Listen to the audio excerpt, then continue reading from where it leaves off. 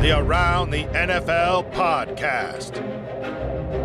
What time does Sunday Night Football start, Jim?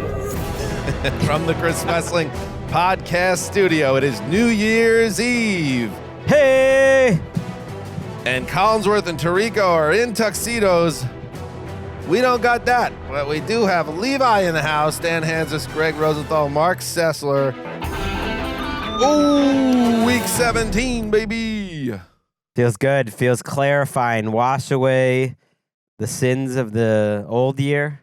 Wash away some of these teams eliminated today. Let's go. I don't know about the sins, but I don't know. Yeah. My goal is just simply to get through this episode. My body You has sound great, by the way. it has been falling apart hour by hour since I got here at around 9 a.m. Well, way to keep the energy strong there, Mark. We have a big show for you because, yes, it is the penultimate week of the regular season, and so much is being decided. We had both buys and first round, number one seeds clinched in each conference, and certain divisions somehow got more muddled, which is wild, but that's the way it goes in this crazy year. So we're going to get through it all and hopefully get home by the time a ball drops. Let's do it. Right. All right. So let's get right into it, starting with an AFC. That's what we're going to do, by the way, because the playoffs are what they are. And Greg, you better be ready. Tabulations. This is tabulation season now. Yeah. And it's a lot of pressure on you. That's your thing. I understand. This is your thing. Okay. You look nervous. Well, I'm a Usually little good nervous at this. because it's all in my head though, so that's a little worrisome. So we'll try. We'll work with you. All right, so we're gonna go by conference here because that just keeps it simple. Ending with essentially a play-in game or a loser goes home match between the Vikings and Packers. Let's start though in the AFC. Let's go through it all, and with the big matchup, it happened in the early window. It was the Ravens coming off that stomping of the Niners, looking to keep it going, and the Dolphins saying, "We have a statement to make." Well, only one team was talking afterwards, and it was not the one from Miami. Zay Flowers comes in motion. Lamar with time coming deep, looking for Flowers. He's got him open at the Miami 30. Makes the catch. He's to the 20. Cuts back to the 15. Slips out of a tackle. Zay Flowers. Touchdown Ravens. That was too fast. 75 yards. And the Ravens extend their lead. Oh, man. Hide the women and children. The Ravens are a force of terror roaming the hillside. Lamar Jackson, now the clear frontrunner for MVP after 5 touchdown passes. He had a perfect passer rating. And the Ravens embarrassed the Dolphins 56-19. They hung a 50-burger on Miami on New Year's Eve. That is mean. That win secures a first-round bye for Baltimore as well as home field advantage throughout the AFC playoffs. And this was a game where the Dolphins came out hot on offense, and you were thinking, okay, we might have a shootout here, or maybe this is Miami's day, and people like me who've been doubting them, we're about to eat some humble pie. But as this game unfolded, it very quickly became clear that Baltimore is just too much for everyone right now, and especially that offense. And the defense is this is a complete team right now. But I thought the offense today really put on an absolute show. Even the first drive that evened up the score at 7-7, they go right down the field. There's a bad drop by Rashad Bateman. There's a penalty that wipes out a big play. They had like 150 yards of offense on their first touchdown drive, if you factor in those two things. And it just kept on. They kept on building and building and building. And I thought, Greg, it was an interesting little wrinkle that Zay Flowers on that long touchdown we just listened to.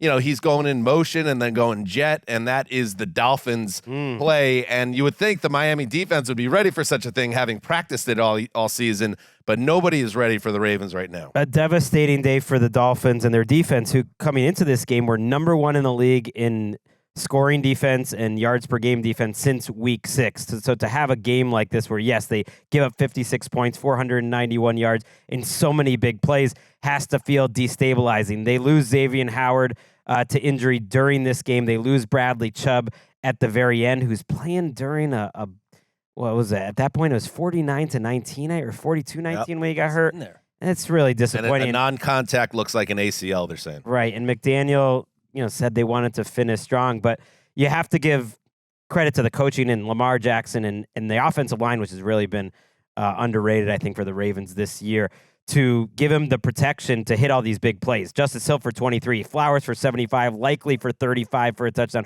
33 for Beckham. They are a big play offense. It's their development on offense, and it's the scheme. You're starting with a new play caller, and they were kind of shaky out of the gate this season.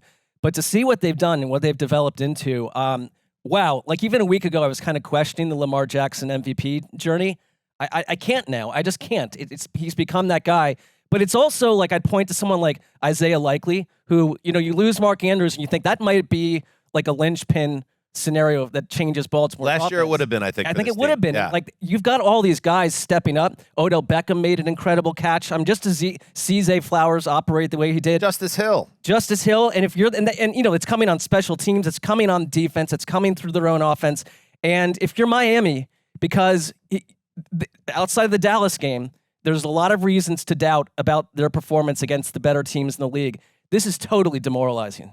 Yeah, and the defense, if Xavier Howard is going to miss serious time or any time here, you really wonder what they have in front of them. You don't want to write them off because the Ravens are like the Niners were earlier in the season before the Ravens humbled them.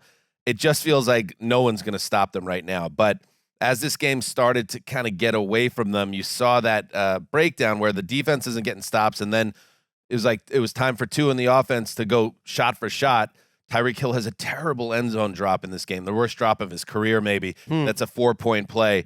And then Tua throws an interception. And Roquan on a great play there. He's been great so play. good. And every time Miami cracked the door open, just like Lamar with Purdy cracking the MVP door open, they just kick it in on a team. And just when you thought it couldn't get worse for Miami, or just when maybe you thought at halftime, okay, maybe they could get this thing stabilized, they have a 78-yard kickoff return by Hill to open the second half, then a quick touchdown, and the game was essentially over. So just a beautiful all-around game for Baltimore. And yes, the only concern I would have now, Greg, is this team that has locked everything up, and obviously they're going to rest starters and at some level you would think next week, and then they're going to have the bye week, and that's what they were talking about. Lamar Jackson has talked about last time they were a juggernaut. Last time he won MVP, they had a long layoff and then get picked off by Tennessee. That's the only concern I have about this team right now, the idea of rust. And is this an episode of Rest Stop? Too much rest. That's and maybe some issues with their secondary. I'll get to that in a second. Yeah, that'll be something to talk about during the week, too, with the 49ers. I wonder if they'll take that experience. They'll see the Steelers on the schedule who are still alive for the playoffs and think, let's play that game. Anyone that's hurt or on the edge, don't play them. But then you also look at the Dolphins in this game, and you kind of get the other side of the coin that, man, your season can change when you lose a couple big-time players. So that is risky. And the ghosts of 2019, for the Ravens, I think, loom pretty large in their head because that was a devastating sequence for them. It makes you wonder if they will maybe play. That's what I mean, yeah. But still, I don't think it's worth the risk. Just like Mike McDaniel, Mark, saying we need to finish strong. That's why my star defensive end is in the game. Like that's a horrible setback for them. Yeah, I mean the Ravens are healthy right now, and I don't see any connective DNA with that previous Ravens team that fumbled and stumbled in the playoffs, and Lamar Jackson having their reputation of not winning playoff games. They feel completely different to me. They are not healthy in their secondary, though. So here's the situation. They played this game without Kyle Hamilton, who's been a breakout star this year. He had the knee. Cornerback Brandon Stevens missed it with the ankle. Got hurt during practice on Thursday. The worst, always bad. And then today, Marlon Humphrey goes out with a calf. Darryl Worley goes out with a head injury. Jeez. So they're going to need time to get that secondary right. But otherwise, gorgeous. And Dolphins fans, don't worry. I'm not going to dunk on you here. I'm not going to be that guy. But I think it does once again. Well, you did lock against them. Oh, I did. As did I. That's not a dunk. That's just... I'm just saying we need to point that out. That must be pointed out. Give us another one. There it is, Eric.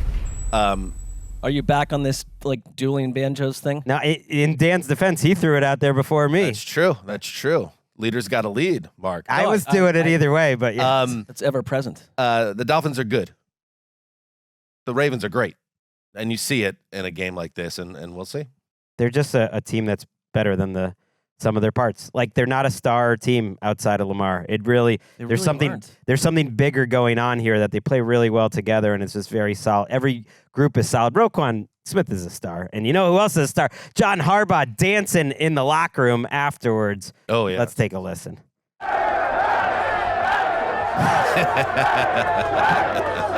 He's moving pretty good. He does move well for a 60-year-old. Not great podcast content, but I like the visual. Check it out on YouTube. And it is a reminder because, Mike Tomlin has been under fire, and now Bill Belichick might be out of town. A few years ago on this podcast, we're saying, I don't know about this John Harbaugh anymore. Right. Yeah, pair a good, experienced coach with a special quarterback. It's funny how it kind of changes everyone's trajectories.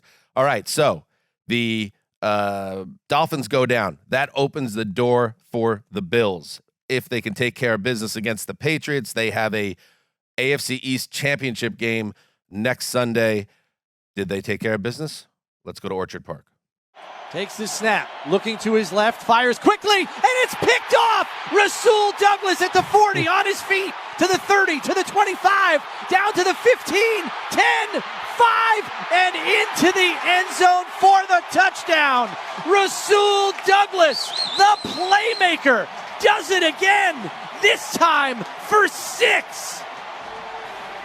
How about that trade for the Buffalo Bills? Rasul Douglas returned one of his 2 interceptions for a touchdown that you just heard there from Chris Brown on the call. He also tipped a pass to cause a third turnover. The Patriots had 4 turnovers before you could blink in this game. And the Bills inch closer to the playoffs with a 27-21 win over the Pats. And yes, they're not clinched in the playoffs yet, but like I said, they can get in with some help. Even if they don't win next week against Miami, and if they beat the Dolphins next week, I don't even need Gregg for this, they do indeed steal the AFC East, which would be quite a turnaround. This is the second straight week, though, Mark. I must point out that Buffalo was pretty meh, but their opponent was a bit worse. The Patriots ran the opening kickoff back for a touchdown, and the Bills really could not get anything going on offense. Josh Allen had one of his worst games of the year, perhaps his worst game of the year, and he exits the MVP conversation.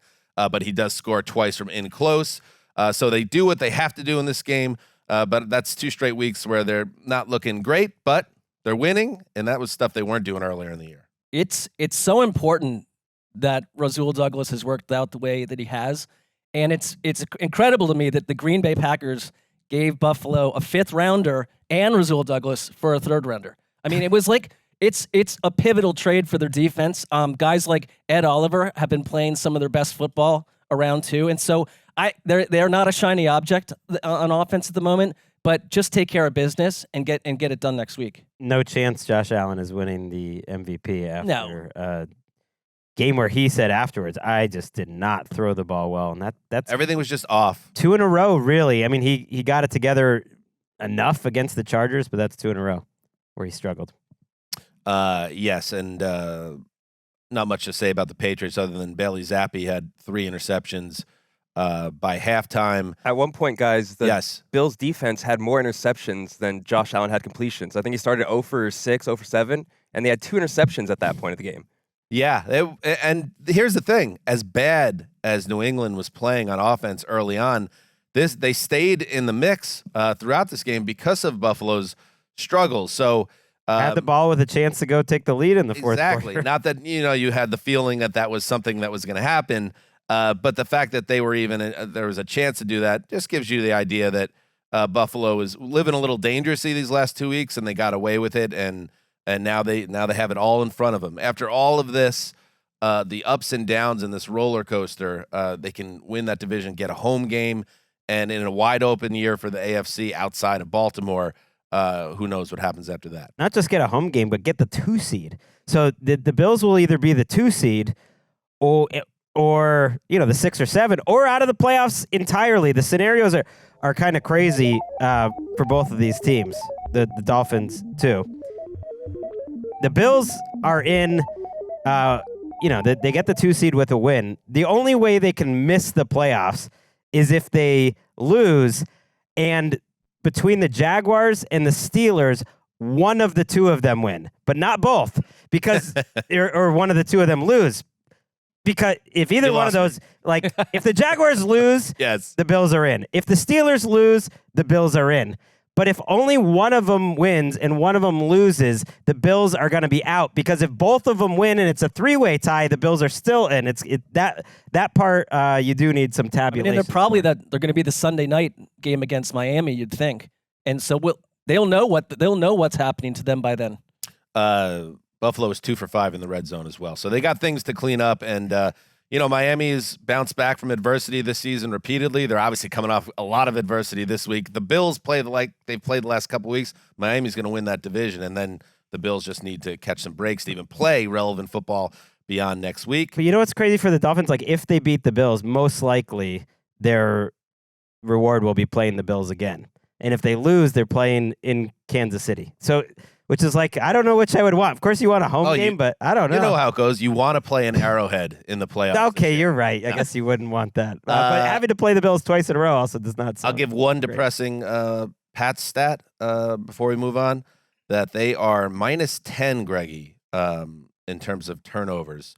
17 takeaways, 27 giveaways. They were at 17 straight years with a positive turnover differential. That was like a calling card of this team. Once again, these things are all gone. Will Bill Belichick be gone? They get the Jets next week. Oh.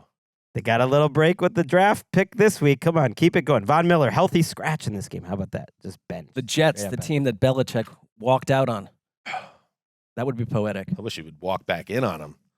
Anyway, let's keep moving on. Let's head to Kansas City, where the aforementioned Chiefs got another crack taking the division against the Bengals. Backing up. The Bengals got to get to the 35 of Kansas City for a first down. Browning. Again, stepping up. He's throwing long down the right sideline. And the pass is going to be broken up! Broken up! Broken up! T. Higgins, the intended receiver. Shamari Connor, the rookie out of Virginia Tech, dropping to knock it down at 1:07 to go in the game. And the Kansas City Chiefs are going to win the AFC West for 8 consecutive years. That is second in National Football League history, only to the Patriots of 2009 to 2019. Interesting. The Pats love there. I like that. Yeah. Well, that was history. Factual. And next year they have a chance to erase your lovely Patriots from the record book. All right. Let's talk about this. Mitch Holthus with the call. They're still not right. The Chiefs still can't really play a functional offense. Can I mention, by the way, on that 4th and forever, they cut up to Taylor, which they haven't really done because Travis Kelce is like the 14th best tight end in the league this year. Oh, Weird. stop it. He's literally a Pro Bowler for sure. Okay, great. Pro Bowl. That's cool. I mean, you said 14th. He's like leads NFL all right, tight ends he's the in yards 11th or best. something. He's the 11th best tight end this year. He didn't even have a catch in the first half today. They cut to Taylor. She's going nuts. She knows what the stakes are. She's plugged in. That's good. Yeah. But Harrison Butker was the star, not Travis, not the boyfriend, because he went 6 for 6 on field goals. And the Chiefs hold the Bengals scoreless in their last 7 possessions to take care of business, 25-17. They clinched that 8th straight AFC West title. So, Greg, they do take care of business. They will be going to the postseason. They will be playing at Arrowhead in week in the playoffs. But otherwise, still a lot of questions around this team. But the defense has been the one constant this year. Yeah, and they will be the 3 seed. No matter what happens next week, they're number 3. I thought this was an encouraging game for the Chiefs. I thought this was sort of an old school Chiefs game, at least reformatted for the reality of what this offense is. Thank you for that. I was okay, yeah. But what I mean by that is they're down 17-7 in a big game. Browning was playing fantastic. Really making good plays, even when things weren't open, creating. They come back, outscore the Bengals 18-0 the rest of the way. The second half felt like a real experienced championship type response. They win 12-0. Granted, it's all field goals, but they scored basically every possession. Mahomes taking what the defense is giving them. They outgained them 210-80. it just felt like they really needed at that moment in time to kind of dominate, and they did. And the Bengals seemed very up for this game, and it was mostly the defense. You're right, 14 quarterback hits. The defense, who started off this game slow, just got after it, especially on the interior. Chris Jones and everyone else just making Browning's life hell. But that sort of formula, Patrick Mahomes, who I thought had a nice game today, playing mistake-free football and a really great defense, you can't tell me that doesn't have a chance. So if they could somehow take this and kind of build on it next week, or at least build on it in the playoffs, I think they'd have a chance. Yeah, on a day where Travis Kelce was largely a non-factor, what was different for me about this Chiefs offense was explosive plays. Right. Justin Watson had the 41-yard catch and run. Rashee Rice had the 67-yarder, also a 24-yarder. This has been absent from their offense in general. So that's hopeful. I mean, the Bengals. Pacheco 130 on the ground too. I think Great is game. running so well. He kept them alive in the first half. Yeah, I mean, he really is an anchor for them. The Bengals had the ball for 21 plus minutes in the first half, and you're right. I think lost in this defeat is that Browning had some excellent throws. He did some stuff, improvisational. Ran well with his feet a couple times when they needed him to, and it kind of just gets swept away. But this was the Browning that gave you hope that if they had made the playoffs, they'd have a chance to compete. They are eliminated. At halftime of this game, I was like, wow, the Bengals got a real chance here to win this game and maybe make the playoffs. But I think they're up 17-7 at one point. Yeah. And it really did feel like they were going to find a way, but then the offense just totally disappeared. It is obviously the post-mortem on the Cincinnati season begins and ends with Joe Burrow's injury, and the way he gets injured in camp. He's slow to get going, then he finally does, and then the wrist injury. And although they did, fight back and get back into the playoff mix, it's really their defense that you have to keep an eye on in the offseason, what they're going to do. Captain Lou Anarumo he's going to be back, you imagine, unless he gets a head coaching job. But they have allowed the most 20-plus yard plays of any defense in the league this year. So it's not just about Burrow's injury this year. They got to get better, and Cincinnati had 6 of those plays totaling 225 yards. They really have been dominated up front on defense, too, and I think that's where the rebuild starts kind to of happen. on offense, too. On both sides. Their offensive line is what killed Browning today. He had no chance in the second half. Higgins was in and out of that game. We'll see if he gets the franchise tag, ends up with 1 catch. Chase comes back, but ends up with only 3 catches. So I guess L'Jarius Sneed got the last laugh there after Chase talks. Yes. I do come out of this season, though, thinking a lot differently about Zach Taylor. I think with what he did with Jake Browning was important, and they came close to winning this game today, and it would have been a huge victory. I feel like some of the shine came off these last 2 weeks, but I agree with you. I think he's a good coach, but they got to get better.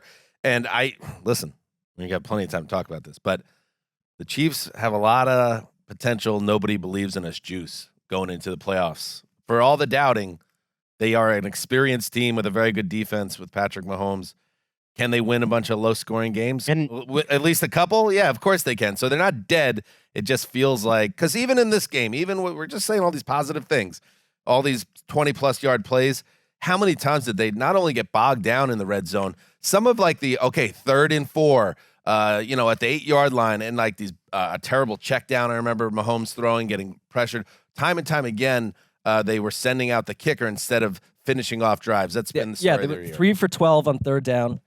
There was a moment in this game where Charles Omenihu and Willie Gay were shouting at each other on the sideline. MVS had one of the worst drops you're going to see all season. It's terrible. You got to just then sort of motioned at Mahomes that it was behind him. No. Yeah, that was when it was feeling like it might be falling apart. But through nothing more than just luck, they're going to get the bye week that they always get.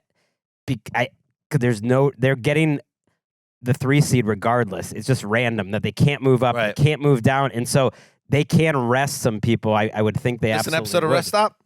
I mean, if you want it to be, I don't think so. No. Isn't Rest Stop looking in the rear? I don't know. Sort of. You tell me. I'm the executive I say this producer, isn't a rest you're the stop, host. but it's a nice little break bonus for them that I think they'll rest up for the playoffs. You're a franchise. You can do with it. You started it, and you could have spin-offs, and it can go in different directions. It's like a universe. It's the Rest Stop universe. Okay, so it goes in a lot of different directions. Exciting. All right, let's head next. Okay, let's start talking about the AFC South, which is very, very funky. The Jacksonville. Trips to the left, one receiver right, and a shotgun for C.J. Beathard. Toss to the right to Travis Etienne. Got a little bit of a block. 40, 45. Oh, on the right sideline. 40, 35, 30, 25. Travis Etienne still on his feet. Travis Etienne to the goal line. Touchdown! Travis Etienne, an explosive run, and the first touchdown of the game for the Jaguars. Jags needed this one. Travis Etienne scored twice, including that run, the longest of his NFL career. The Jags end a 4-game losing streak, shutting out the moribund Panthers, 26-0. A lot of people upset and frustrated after this game around the Panthers. Correct. Including me. I picked them to win. Worst pick I've What? made all year. What are you doing? You hate the Jaguars so much, and it's clouding you. First time I picked the Panthers all season. The Greg, the they worst went pick I made. 0-9 on the road I don't know. this They would year. have played better, and C.J. Beathard was starting. They got work today. Anyway, yes, Greg, the Jags, they win for the first time in December, and with Trevor Lawrence on the sideline. C.J. Beathard was good. 17 for 24, 178. I mean, he just was the point guard that you would hope he would be, not make any big mistakes, and their defense was dominant. Josh Allen of the Jaguars is up to 16.5 sacks. Wow. how about 3 that? sacks, 4 quarterback hits. He's not a crazy DPOI candidate. Like, there's no one really jumping up and saying it has to be me. I think it's going to be Garrett, but I think Allen might be number 2 on my list. Maybe it's Parsons. I I don't turned know. off that Thursday night game midway through the second quarter. Did Garrett have a sack? He did get a did, sack. Okay, because he had been on a slump in that category, which has opened the door. Yes. Just an awesome, dominant performance by the Jaguars. And I know it was against the Panthers, but hey, the Panthers have been playing better the last few weeks. 317 yards to only 124 for the Panthers. There was a 6-drive stretch where the Panthers had negative yardage over those 6 drives. It's the It looked like the worst of the worst Panthers game. it's the fewest Somehow. amount of yards they've had in a game since 2010. And I ended up watching. You know, I drafted this partly because I picked the. What a stupid! Don't was stop punished. bringing it up, Greg. Like you're supposed to be our smart Come football at me. guy. Hey, We're trying to protect you right now, Greg. I'm still ahead in the game day view standings here that this count towards. So still, No, but still beating Cynthia's model. we can't be. We're gonna edit this all out of the show. Yes, absolutely. Greg absolutely did not pick the Panthers. Clint's Let's set it number- up. Actually, like Greg. Well, just like you picked the Jaguars, they take care of Yeah, business. some people. Eat it, Cynthia's model. Some people were thinking the Panthers could have a chance in this game. No, 112 yards for Bryce Young. He had no hope whatsoever. Just getting steamrolled. It was tough to watch. They clinched the number 1 pick for the Bears, though, so that's even more bad news for the Panthers. Congratulations to the Bears. The 7 first downs, Man, the second fewest in the history there of is the no Panthers. good news around the Panthers. There's nothing to talk about that's good. First shutout they've had, this is almost impressive, since 2002. So they have not been shut out for 21 years. There's nothing to say about Bryce Young at this point. It's just like Well, he had been trending up, so that's why I was like, okay, but this was bad. And Good job by the Jags. I really mean it. Backup quarterback, you win 26-0 in your home field, and if all they got to do now is win next week against the Titans, and they win the AFC South. So it was a big-time game for them on a 4-game losing streak. Oh, yeah. I know. That's why you got to pick the Jags. I know. It's so stupid. And yes, this is the moment where I'd love to kick into one of my other favorite spin-off shows within this show, but I can't. We can't, but we might be able to a little later in the week. let's hope so. You guys get what I'm saying? All right, let's move on. Let's keep rolling. The AFC South, like I said, it's funky. Let's head to Indianapolis. 2 receivers left, including a tight end. Make that Kylan Grant's on the left side. Play action. Minshew feeling pressure, taking a shot downfield for Alec Pierce. He's got it. Yards after the catch, the 10. Angling right for the 5. And he's at the pylon. Touchdown! Hey-o. It's a 42-yard strike. A bomb from Gardner Minshew to Alec Pierce. Touchdown for the Colts. It's 13-3. I like they keep that garland up at Lucas Oil Stadium. Now, when do you take down the Christmas decorations? Some would say they should already be done. I like to keep them up about a week after New Year's, like next weekend. Zuser's going to come on the lap. I've thought about this, and now granted, I'm sadly by myself during the holidays at this point, so it maybe changes it. But I think tomorrow is the day. Tomorrow, New Year's Day itself. Yeah. I feel like a day of rest and collegiate football. Then maybe the next day. But like, You I have think a Christmas tree, Greg. Yeah. And so tomorrow you're just going to shred it and take it down and throw it in the backyard? Well, it's fake, but yeah, I think I'll take it down. Take it down. It's time. Very nice. Masculine. Maybe Tuesday. Very masculine. Taking down that tree. I mean, it's a plastic tree. Matt Taylor with the call. Jonathan Taylor rushed for 96 yards. That's the highest total he's had all year. Yikes. And Gardner Minshew hits that 58-yard TD to Pierce on 3rd and 1. The Colts get it done, putting away the Antonio Pierce Raiders 23-20. So here we are, Greggy.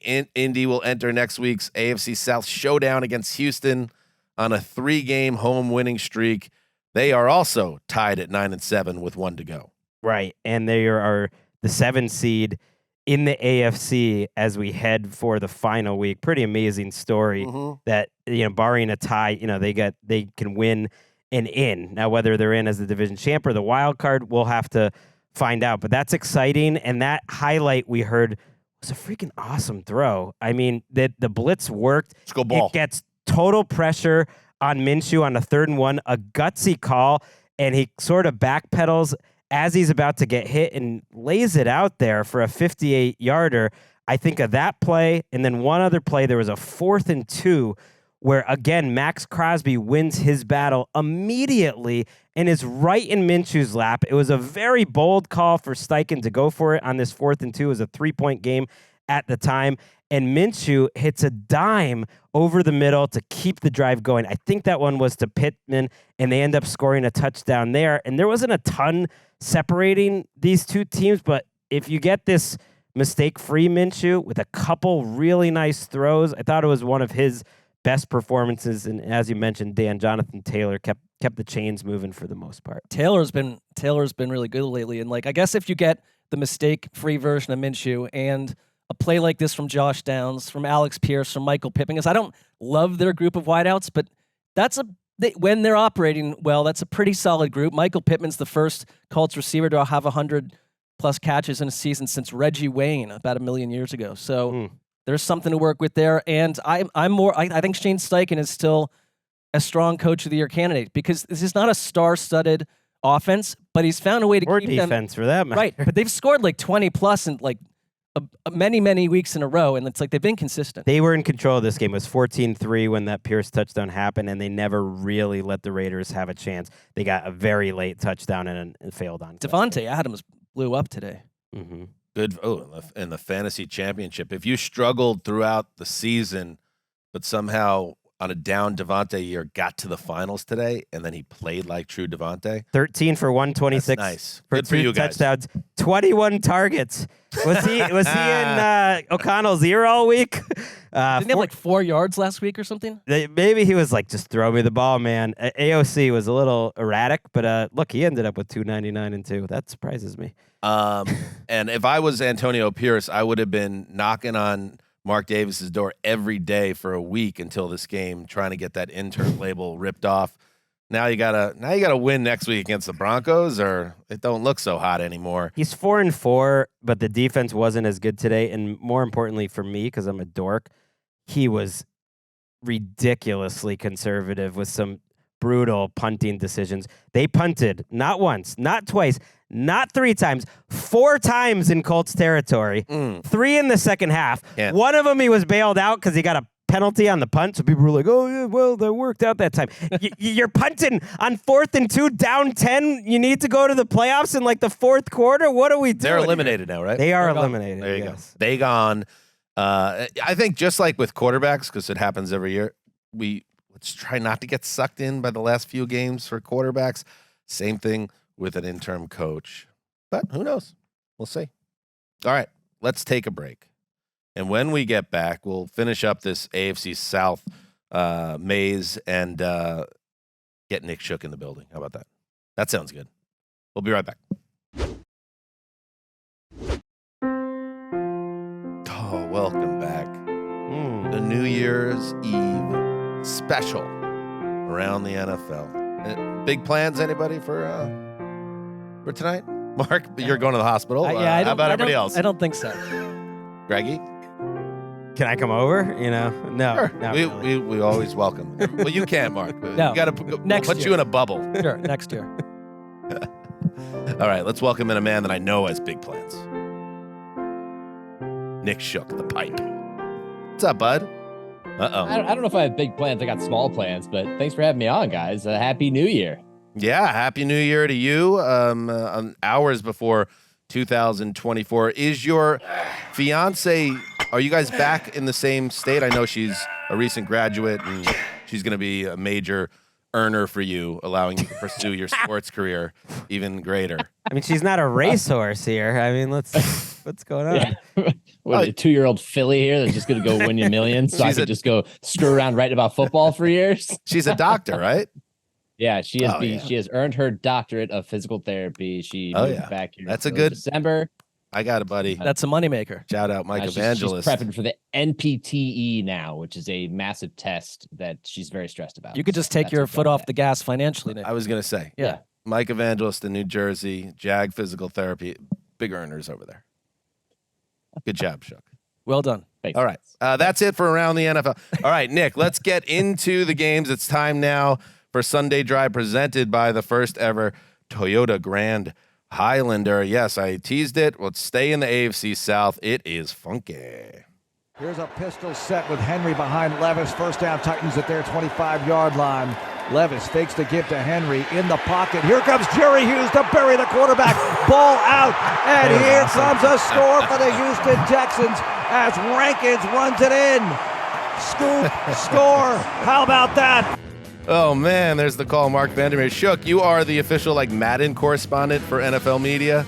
That was when you come around the edge and you want to hit stick or you want to square and hit him, but instead you just run into the guy. That's what it looked like as Sheldon Rankins scooped up the fumble after the sack, took it to the house, and C.J. Stroud made a victorious return in the Texans' 26-3 win over the last-place Titans. 3 9-7 teams and the buried Titans. That is the AFC South. One week to play. Shooky, tell us about it. Yeah, I had something similar happen to my Madden game a couple nights ago, except they got the pass off because it's a video game. But 3 9-7 teams. This is not how we saw the AFC South panning out, maybe even as much as a couple months ago. And yet here we are. The Texans get a big win. CJ Stroud's return added a massive boost to their offense. It was sorely needed. They look like a competent football team again. It's crazy how a quarterback can do that for a team.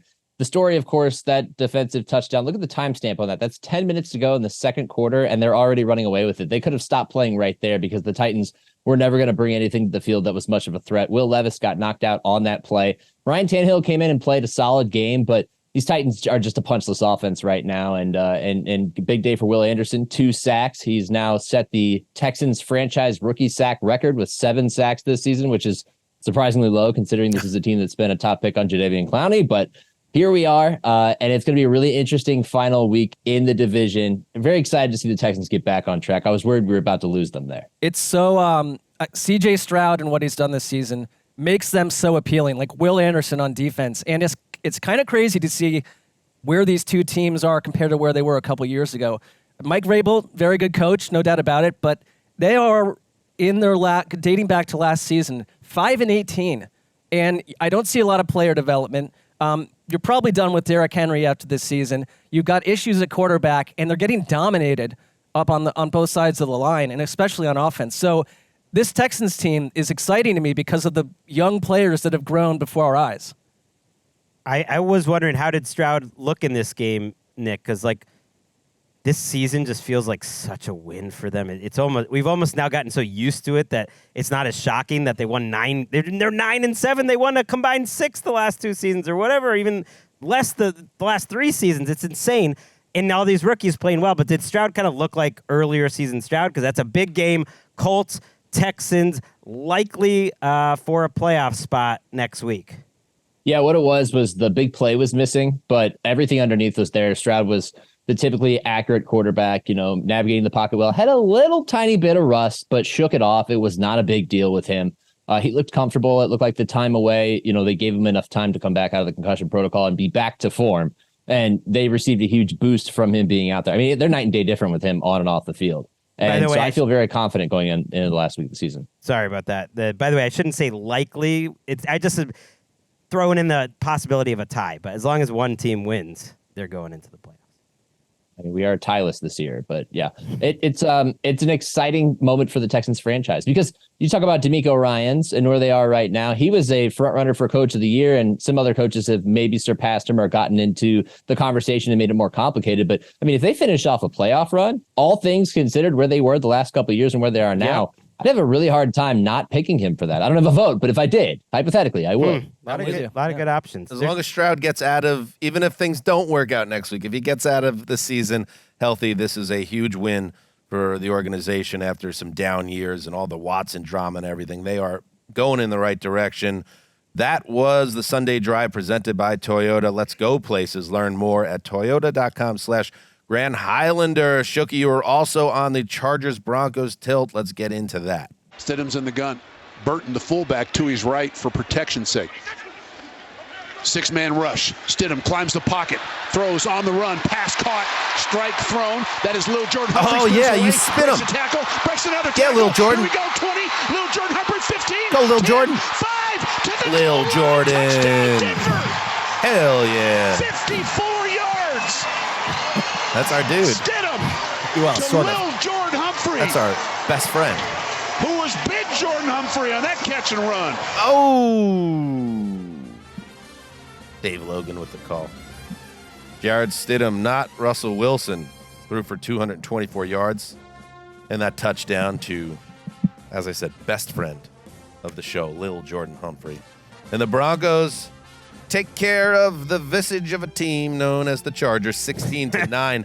Shook, the biggest storyline here was obviously the QB switch for Denver. How did Stidham look? And how many shots to Russell Wilson did we see on the sideline? Like, what was the vibe there? A lot. And for some reason, Russ decided it was appropriate to wear his helmet on the sideline the entire game, which I thought was strange. No way. Yes, he really? did. He did. Well, he was active as the backup. No, but that doesn't matter. No one wears a helmet when they're active. He did. As a backup quarterback. That's how you hide from the world when you've been terminated, essentially, but you're still there. It's almost like a passive-aggressive, or it's just very strange. He's a exactly strange guy. What, can someone explain to me, and I don't want to, who cares, but if the whole thing was we don't want to risk the injury messing with the guaranteed money, how is he active and the backup behind Stidham? Was he going to go in this game if Stidham broke his leg? Yes. That part of it, someone make it make sense. that part of it is super illogical. Well, because I don't think it Go was. away, Broncos. Go away. Because I truly believe it was both. That was a big bonus. But I think at this point, they knew they were probably out of the playoffs. They won this game, and they are out of the playoffs, so they were right about that. And they wanted to see Stidham, who they thought might be better or just different, and wanted to see it. And the money. But they weren't going to go too crazy and make him the third quarterback. That's if you really want to at least be consistent in your messaging and the overall comprehensive plan of the team, he doesn't sniff the field the rest of the season. And it was a very Russell Wilson-like stat line, not special, but good enough. Kept them moving. Was that what it looked like? Pretty much. I think Russ might have turned the ball over one or two times if he'd been on the field, but otherwise it was pretty much that. I mean, Stidham looked like a guy who hadn't played since the end of last season, but still had the abilities that I would go so far as to say seduced a coach into believing that he should play in the starting lineup and be a starting quarterback for the final 2 weeks. I don't know what it is. Does he wear a special cologne that just convinces his coach that with 2 weeks left in the regular season, he's suddenly the guy? I mean, 2 years in a row. And this time around, they won the game, unlike last year when he played for the Raiders, but it wasn't super impressive. That highlight that you guys just ran, that was the best play of the game, and it was largely done by Lil Jordan Humphrey.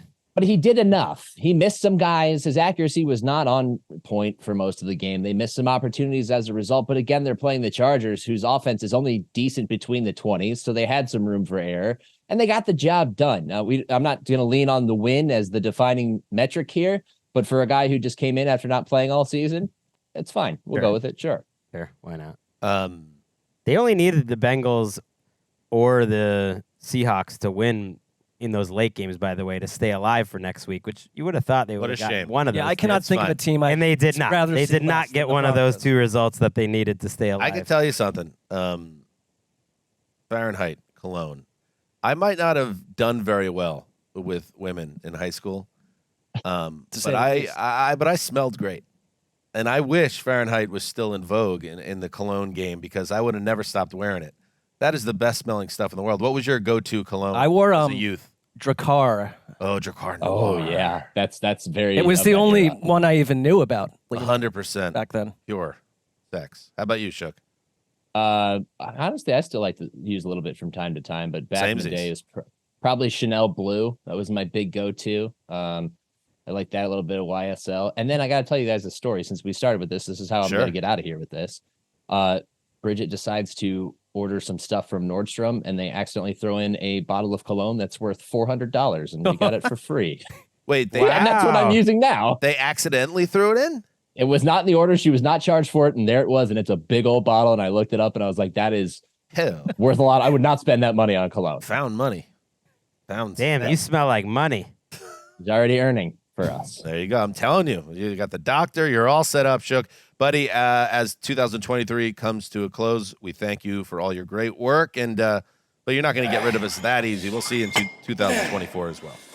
Yeah, hopefully 2024, maybe 2025. No day. Tomorrow's not guaranteed, as Kyle Shanahan once said. We could all be dead, but I'm happy to still be alive and here on the pod with you guys. We'll try to give you a better game next week in 2024, too. Sorry about that. I'm not counting on it. All right, Shook. Thank you, buddy. All right, let us keep moving. And, let's now get in earnest. Let's get into the NFC side of things. And let us start with an incredible finish, incredibly frustrating if you're on the Detroit side of things, to Jerry World, where the Cowboys and Lions went at it to the very end. The Lions are running out of two-point plays, Brad, and they haven't even got it in the end zone yet. They're going from the 4-yard line. 4-2. Snap to Goff. Looking, throwing it to the left. It is dropped by the tight end, Mitchell, and the Cowboys are going to have a 1-point lead in the ball. That's one of the craziest endings you will ever see. Yeah, Brad Sham. Oh, yeah. God. Yeah, and I guess the tight end dropped it, but it was not a good pass by Jared Goff either. But in the defense, if everyone connected with the Lions offense, they kind of had a 2-point conversion and the lead taken from him. But the officials made the ruling that reverberated through pro football that it was an illegal substitution or illegal touching, wiped away the 2-point effort, and a third 2-point try from the Lions did not go.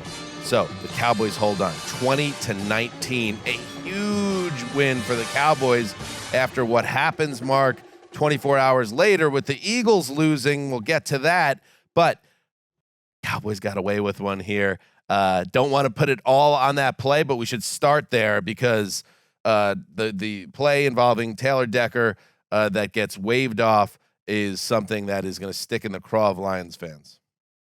I mean, to have to be at this point in the season and come out of this game with this as the talking point, because the officiating in general, globally, league-wide, has been a problem.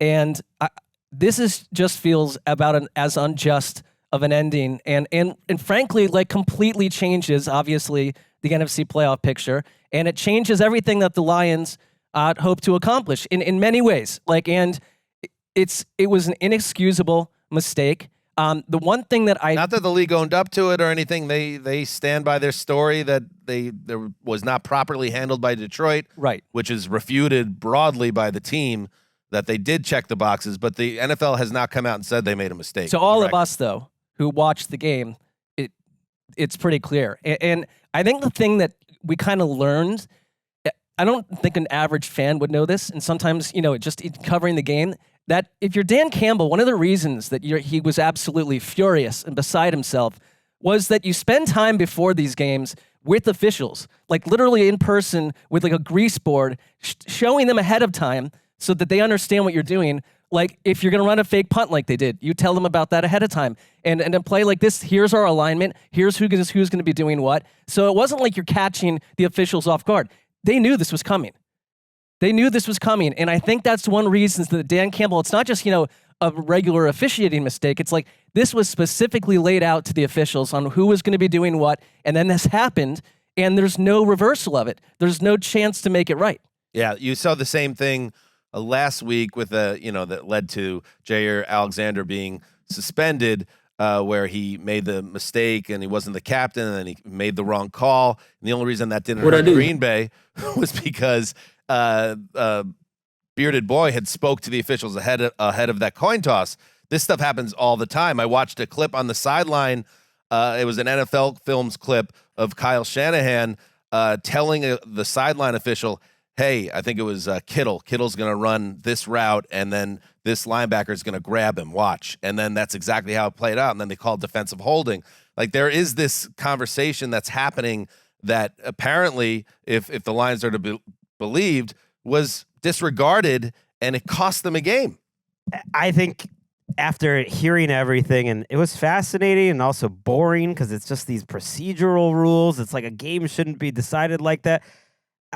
I almost thought, like, wow, I'm almost surprised this doesn't happen more often because it's all happening in the heat of the moment. And it seems very clear after hearing what the Lions said afterwards, after watching the videos, after seeing everything that happened, it seems very clear what happened. And ultimately it was like there's two guys that are 6'7" and above, white guys, Taylor Decker and Dan Skipper. One of them's not usually in the game. That's Skipper. That's usually the guy who does check in and is the guy on the outside, an extra lineman. And he just got those two guys confused because Decker pretty clearly, and there's every reason to believe them, went over and tried to tell him while our buddy Brad Allen, who's been in the firing circle all season. Adam Schefter wrote a whole freaking article about how Brad Allen's officiating crew was under a lot of heat because they keep messing up calls, including some PI calls in a Saints-Falcons game. He wrote that article weeks ago. On the Kansas City game, it was too? the Green Bay, Kansas City. Right. Yeah. And he just, yikes. I think he just had a moment where he totally got confused which guy was which, and that cost them that 2-point conversion, which really sucks because that's part of the reason why that play was so cool was they were kind of playing with Dallas of like, normally it's going to be Skipper, but now we're going to put Decker over there, and it freaking worked. All right, let's listen to this. Dan Campbell did a very nice job here avoiding being fined while also letting everyone in the world know he's royally pissed about the way that game ended. Two people can't report. I don't want to talk about it, all right? I explain everything pregame to a T. Okay, I did that. 70 reported, 58 didn't, or 68 didn't. We threw it to 68. That was the explanation. What would you be? Would you be frustrated right now? I mean, is it on the call? Is it on the execution? Is it, what is I don't like losing, Dave, and that's what happened. We lost, and that bothers me. It bothers me. I don't like having an L, so that's the frustration.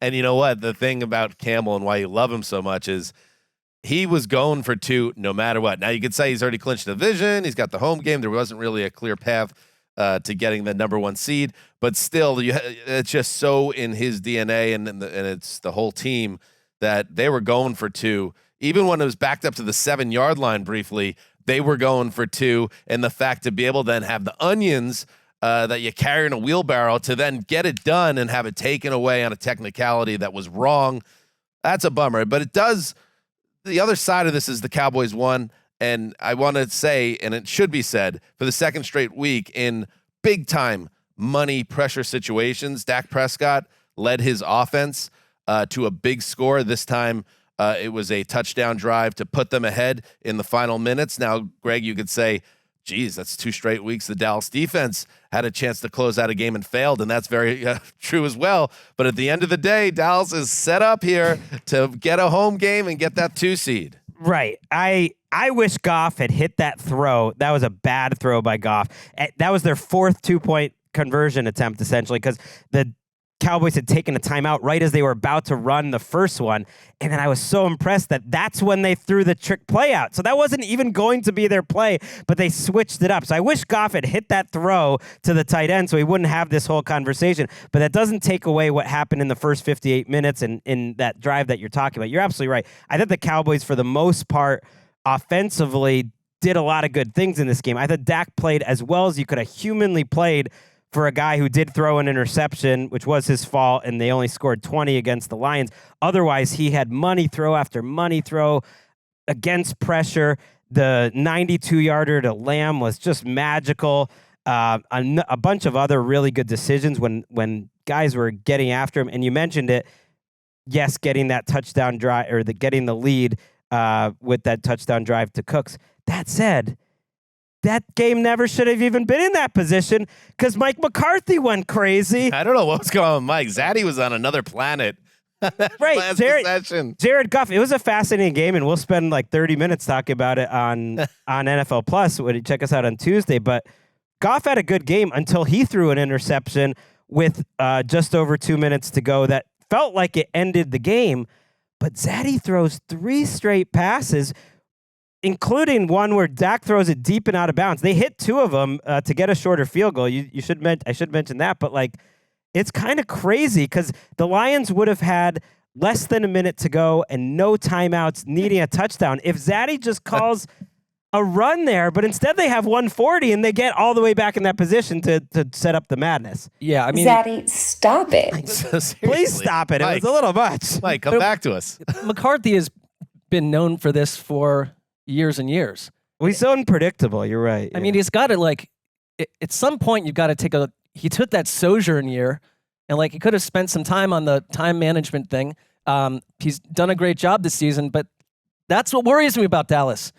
When they get into the playoffs, it's like they've had meltdowns 2 years in a row in the playoffs where they couldn't have looked more disorganized. And I get it. Like CeeDee Lamb had the game of his life last night, and there's a lot to like. And 13 for 227. I mean, that is insane. But it's like they shouldn't have won this game.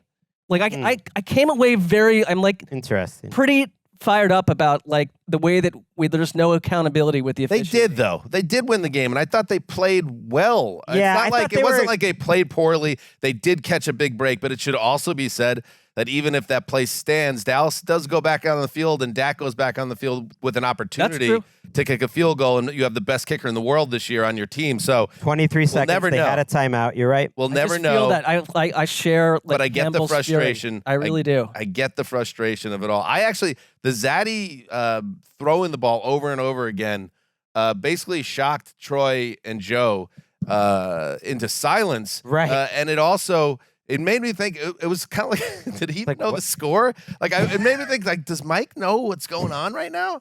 So, I don't know. Listen, I'm a Zaddy fan. I like an unpredictable Zaddy. So, you throw him in, he's a wild card, but the Cowboys might not be a wild card. They might be a champion. I'm with you, Dan. I mean, Mark, that I don't trust him in the end in a close, crazy game like this. But they did a lot of good things. I swear, even going into the final 2 minutes, before Goff threw that interception that really set up how it ended, I was thinking, man, this is one of the best games of the year.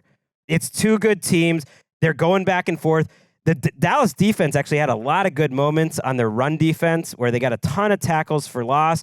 Goff fought back with that beautiful throw to Jamison Williams. It was one of the best throws I saw all year. It was back and forth, and I thought both teams looked good before that moment, and that the Cowboys would have been a deserving winner. And then just everything kind of hit the fan. It should be said that, yes, Goff threw the big interception, and McCarthy kind of bailed him out a little bit. And if he does hit his tight end in stride there, James Mitchell, that's a 2-point conversion. So he throws the ball low, it's not caught. But if he hits him in stride the way if he throws that ball 100 times, 98 times, I think it's right on the money. It was a little low in a big spot, and that was the difference. Ultimately. And he took ownership. I'm always impressed by Goff, how he talks to the media, but he set the perfect tone, I thought, where he mentioned everything they did wrong, but also very pointedly pointed out how much the refs did wrong too. All right, one last thing on this game. I don't know, speaking of what's going on, Jimmy Johnson only got into the Ring of Honor for the Dallas Cowboys yesterday, December 30th, 2023, like a quarter century after he was the most successful head coach of his era. Here he is, his final words during the halftime ceremony. The guy still got the juice. Because all of you is what makes this game so great.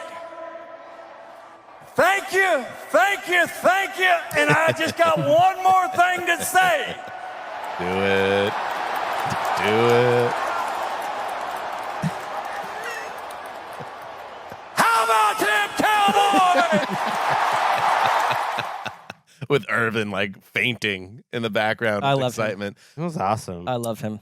I love that moment. Like, that's what it's all about. It almost made it. Sure, he wouldn't have wanted to wait it, but you could tell he savored the hell out of that. Yeah, moment. And they now have a chance to win the division because of what happened in Philadelphia.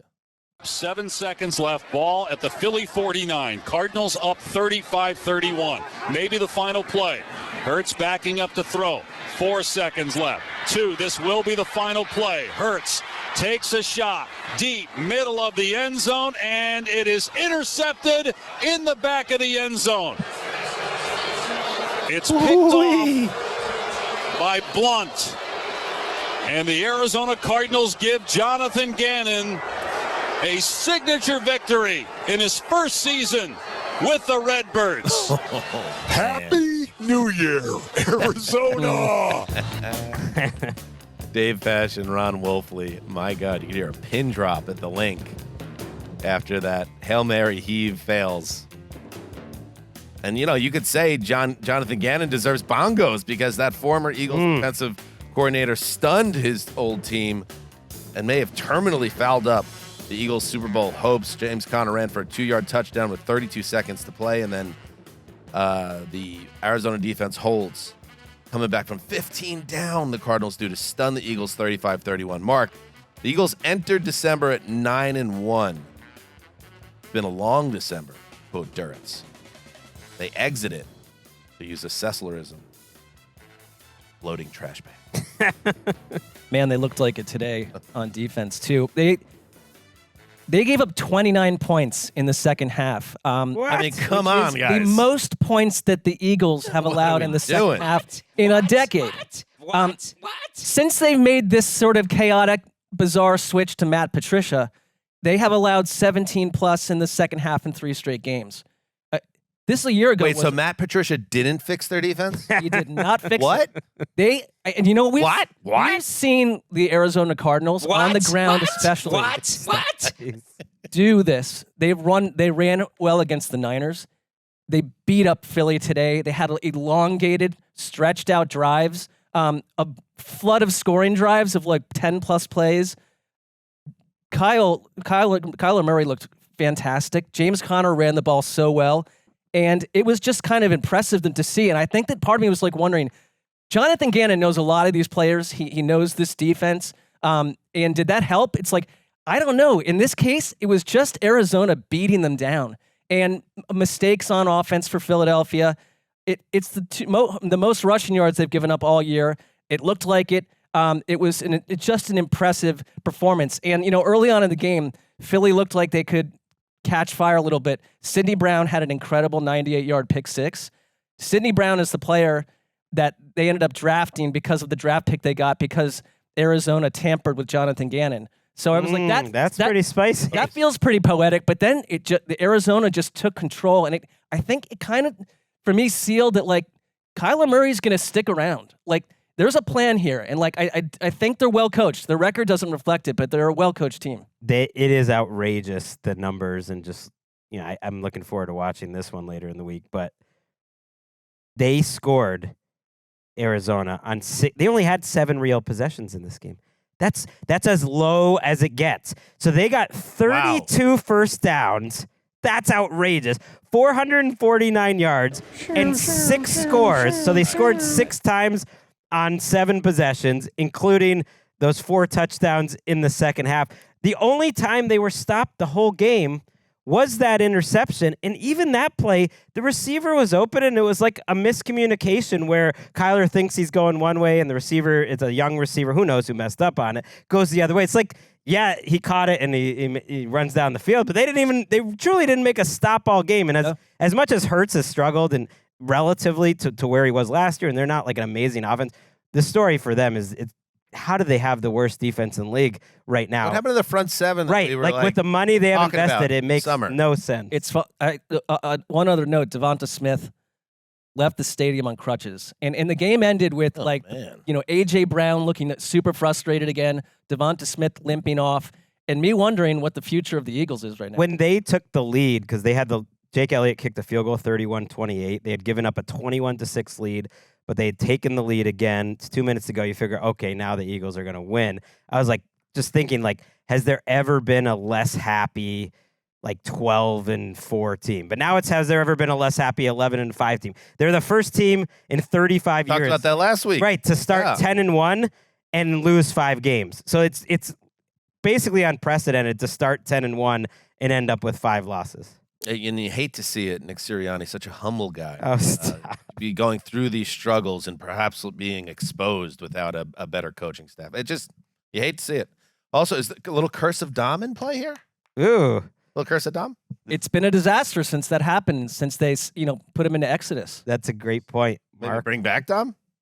I don't know if No, he's not allowed. I mean, he's there. He's still working. Sneak him in. He's a VP. Put him as a mask. Make him a mask. You got to get him back on the sideline. It's not a bad deal for him. He's up in the owner's box. He doesn't have to work on He's an assistant to the GM. I mean, he does a lot of different stuff for them. So they're 11-5. Cowboys are 11-5. If the Cowboys win next week, they win the NFC East. The Eagles would need a loss from the Cowboys against Washington to try to get the NFC East back. You mentioned even the Cowboys can't blow this. No, right? I don't think so. So it'll probably be the Eagles as the 5 seed at the NFC South winner.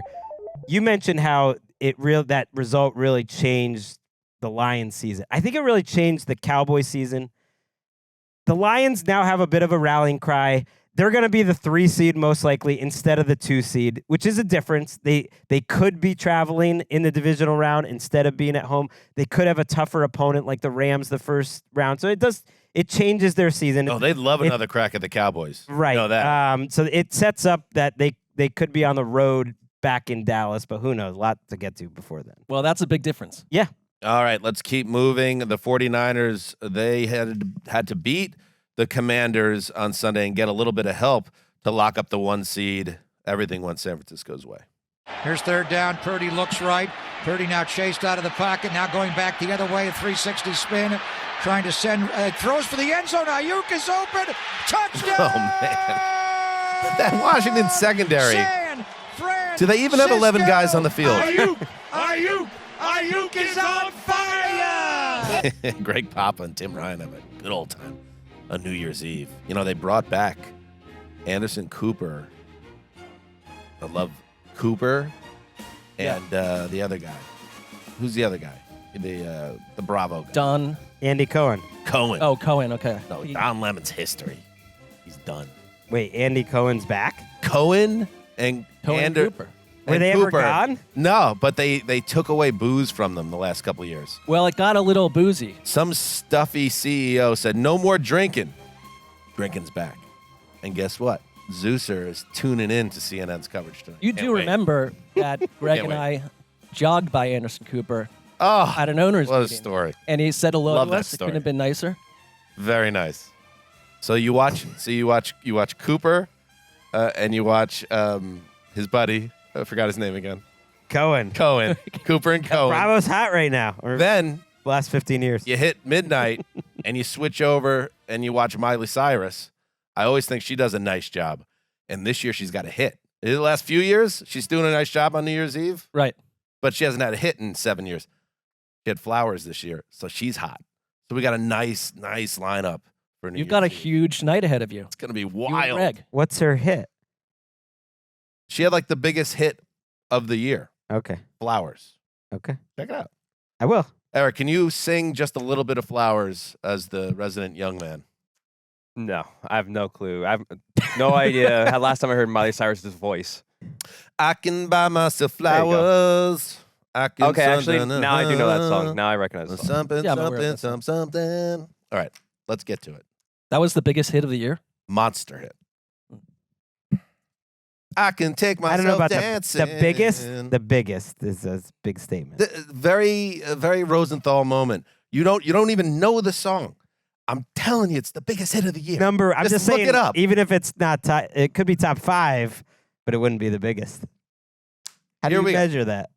They have streaming numbers. They have all sorts of things. Well, there are measurables for that kind of. Brock Purdy threw 2 touchdown passes, moving past the worst game of his young career, and the Niners cruised to a 27-10 win over the Commanders in Landover. Minutes after the win, those Eagles we just talked about were stunned by the Cardinals, and that allows San Francisco to clinch the number 1 seed and the bye and home field throughout the NFC playoffs. Mark, the Niners got the dub, they got the bye, and they moved past their Christmas nightmare. They're back.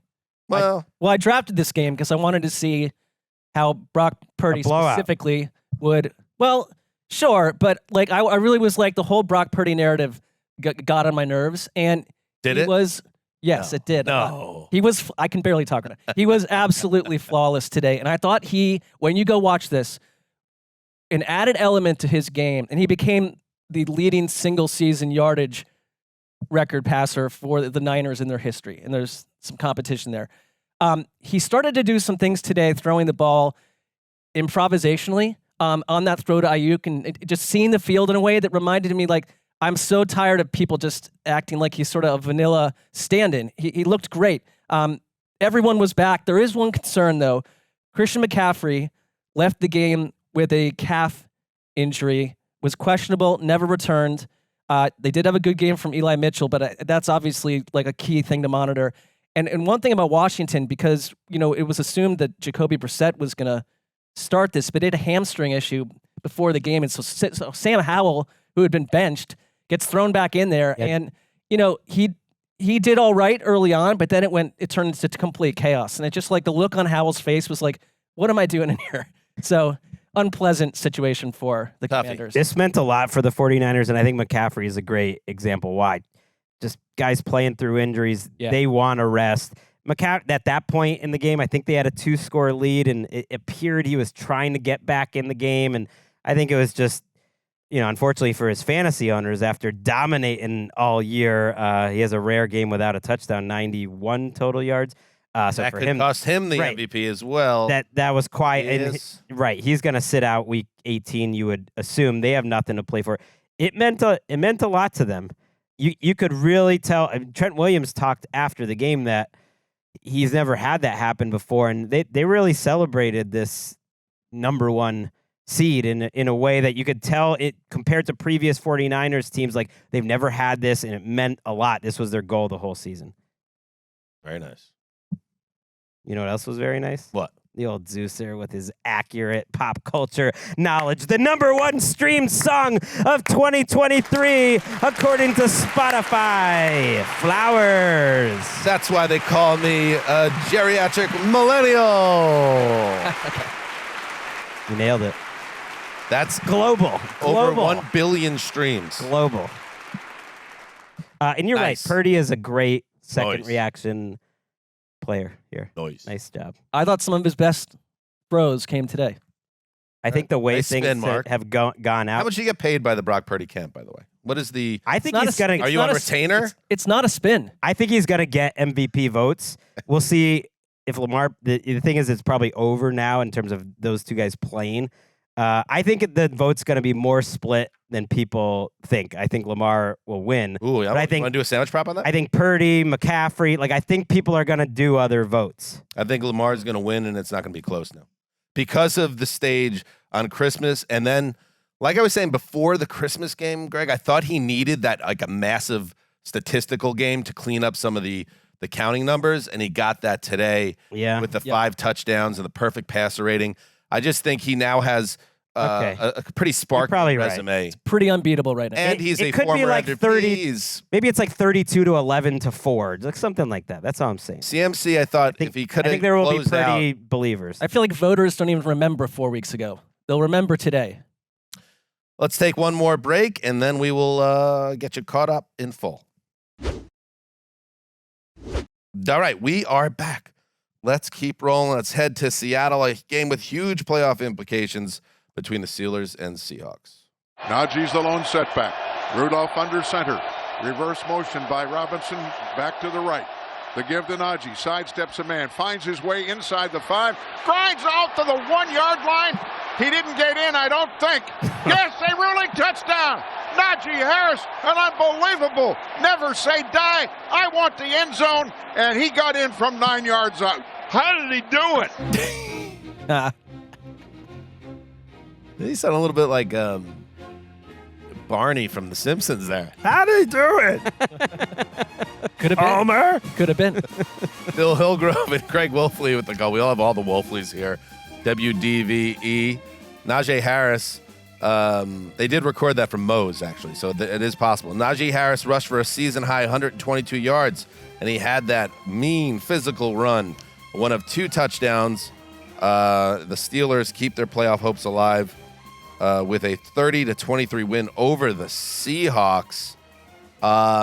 Tough one here, Greggy, for Seattle. We're going to get to them, but you got to give out, just like Miley Cyrus, flowers to Pittsburgh, who they looked dead and gone going into Week 16, and then they stomp, who was it, Cincinnati? Yeah. And then they go to Seattle, and their offense, which, let's face it, has never been overly impressive this year, but it has kind of showed signs of life at times since Matt Canada exited the building.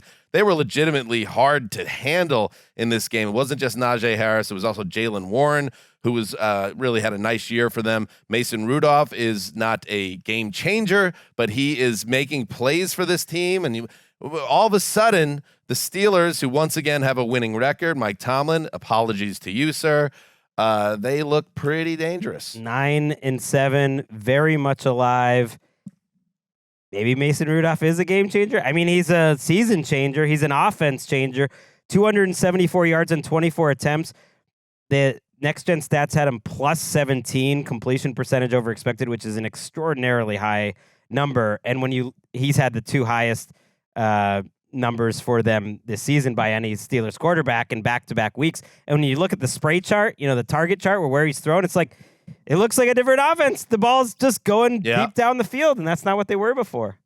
They had a 100-yard rusher and receiver in the same game for the first time since 2021, which tells you how anemic they've been. But I'm with you on Mason Rudolph, who I had written off as a non-factor, has had absolute chemistry with their playmakers. And Pickens is a completely different wide receiver with him at the quarterback. 7 for 131, 460 yards. Again, on only about 8 possessions, which is crazy. 25 first downs. There's the most yards they've had since, I think, 4 years, something like that for the Steelers. So it's a long time. It wasn't just because Big Ben stunk the last 2 years. So there was those Big Ben stinks years, and then this uneven transition to Pickett and beyond. Yeah, so any signs of life from Pittsburgh, I think I said going into this week, I don't like drafting them because they're so boring to watch and have been for a couple of years. I was watching this game, was like, okay, because Seattle, at least early on as well, they're moving the ball as well, and you really actually saw, considering it's a game of, all due respect, Greg, Geno Smith and Mason Rudolph, you were seeing some big-time pocket throws. Rudolph had a throw where the pass rush is coming in on him. He hangs in the pocket, hangs a perfect ball down the sideline, and Pickens makes a beautiful diving catch. It was one of the best kind of plays, QB to wide receiver, you'll see. The Seahawks give up those sort of plays. And it was great throws, I thought, but they also gave up 202 yards on the ground.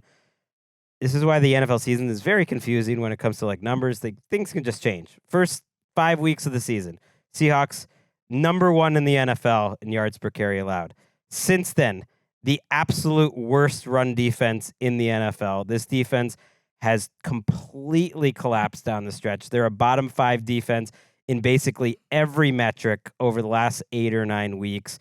And it's just a really disappointing loss. They are not out of it now. They're 8-8, but they are going to need help. They are no longer in position to make the playoffs. They're going to need the NFC, North's Sunday night winner to lose a game. And they also lost 2 offensive linemen in this game. which is maybe part of why Geno lost a fumble there. He played really well, I thought, but did lose a fumble on a strip sack in the fourth quarter. That was big. And I do not want to hear it. Tomlin is a sensible man.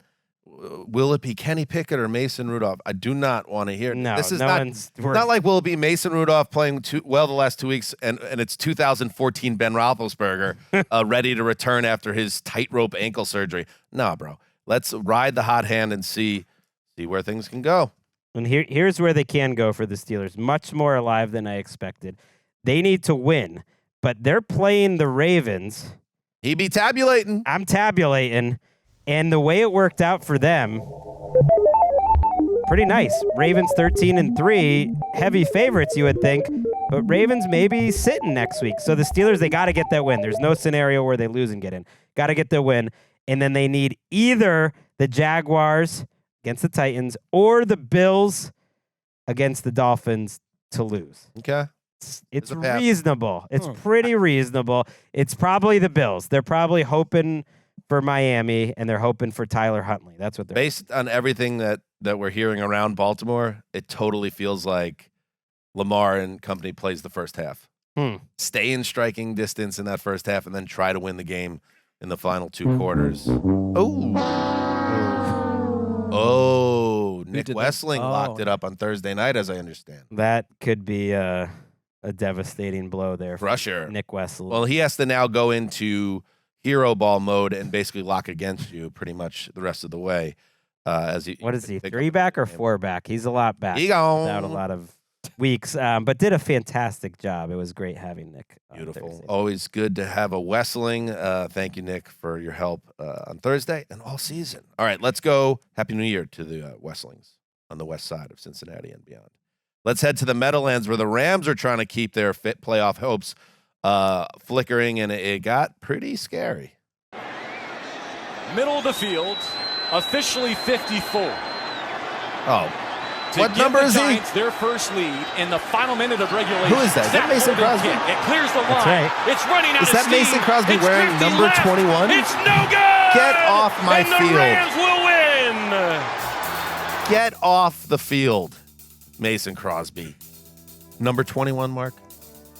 You do not abide by that. I thought J.B. Long really deserved, a little more spotlight. JB understands. You love as much as anyone I know to jump into these booths during these calls and go with your own thread of commentary. It would be weird if you knew anyone else that did that because would that JB and I will see him at Jags Barbershop, and we're gonna work through what just happened there, because Mason Crosby wearing number 21 was wide left. That came after Tyrod Taylor had a hideous 2-point conversion miss that allowed the Rams to stay ahead, and they end up escaping with a 26-25 win over the G-Men. Los Angeles has clinched. Los Angeles clinched the playoff berth. They're in. Yeah, they're in. At that moment, they had, but with the Seahawks loss, helping them out. It is complicated, as Greg said. When the Seahawks fell, the Rams make the playoffs. Quite a rise for the team across the sidewalk, Greg. Yeah, sometimes you need some luck. And I thought the Rams played a good game, a good enough game to win for most of the game, and then started falling apart late. Special teams gives up a big return to Gunnar Olszewski with 3:27 to go. Their special teams has been a disaster all season. That was wild. I mean, they missed 2 extra points, the Rams, in this game. One of them was totally on Sean McVay after you had already missed an extra point and you're up 7 late in the game. It was fourth quarter. You go for 2 to get it to 9 to make it a 2-score game. Plus, Haversick, he doesn't Haversick. Nice. He doesn't have anything. Haver it. And so they go for the other extra point. He misses another one. I got to assume that's the last time we see Haversick in a Rams uniform. McVay, I could even go through it more. It just drives me crazy with the game management. But then, a little bit of luck. Tyrod Taylor, you mentioned it, missed a missed 2-point conversion, which again only happened because of a mess up on special teams by the Rams. They had a penalty on an extra point, and Dable, I don't blame him, took the point off. It would have been a tie game, went for the 2 because it was then at the 1-yard line, had a perfect play dialed up, and Tyrod just misses a total gimme. Dable then also assists the Rams there because the Rams at the end, after being too conservative on offense, gives the ball back to the Giants, 1:08 to go. Tyrod has a big run to put him in position to go win that game. But then Daboll gets crazy conservative. They spike it with 38 seconds left. Don't love wasting the time, down there, but okay. But then you call the run the next play, mystifying to me. When you got Mason Crosby, you're setting up a 50-yarder, and then McVay calls a timeout. That was even more mystifying to me. But then the Giants, they couldn't get it. Give the Rams defense some credit. The Rams defense played well in this game. I know it doesn't seem like it. They put up 25 points, but the Rams defense only gave up 13 points, really, in this game. It was turnovers by the Rams offense and special teams. What was going on? Sorry, this game was crazy. What was going on with the moment where McVay and Stafford seemed to be going at each other? That was on the third down play before the Giants, got the ball at the end. They run pass there. And I thought, again, McVay was too conservative, not throwing on the first two downs because he just wanted to kill the clock, was hoping to get out of there.